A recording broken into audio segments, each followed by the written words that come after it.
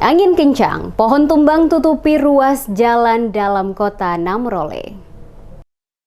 Angin kencang yang melanda Namrole, ibu kota Kabupaten Buru Selatan, membuat pohon besar tumbang, menutup sebagian ruas badan jalan raya sehingga mengganggu arus lalu lintas. Insiden pohon tumbang terjadi akibat angin kencang sejak Rabu kemarin dan baru dapat dibersihkan pada Kamis, dikarenakan terkendala peralatan yang tidak tersedia.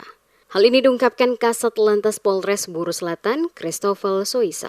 Ia menjelaskan proses evakuasi pohon tersebut baru dilakukan pada Kamis siang, di mana dari hasil koordinasi dengan pihak terkait, pihak yang menggunakan peralatan mesin senso milik PLN guna memotong pohon yang menutup ruas jalan, guna melancarkan arus lalu lintas agar dapat kembali normal. Setelah evakuasi pohon pada ruas jalan oleh personel Satlantas Polres Buru Selatan, saat ini para pengendara baik roda 2 maupun roda 4 dapat melintasi dengan lancar. Kepada masyarakat terutama para pengemudi juga dihimbau untuk selalu berhati-hati saat mengendarai kendaraan di jalan raya. Dengan melihat kondisi cuaca yang ada, mengingat masih banyak pohon yang berada di samping beberapa ruas jalan, bisa saja tumbang sewaktu-waktu jika cuaca memburuk.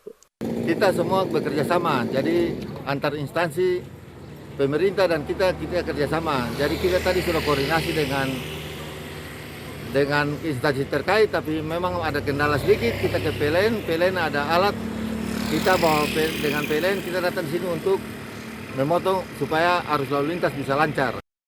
Selain melakukan evakuasi pohon yang tumbang di tepi ruas jalan, pihak Satlantas Polres Buru Selatan juga mengarahkan personil guna membersihkan material kerikil dan pasir pada beberapa ruas jalan dalam kota Namrole. Langkah pembersihan kerikil dan pasir di jalan raya oleh personil Satlantas Polres Buru Selatan dilakukan guna menghindari terjadinya kecelakaan lalu lintas di jalan raya, dan langkah ini adalah bagian dari tindak lanjut dari Operasi Keselamatan Salawaku 2024.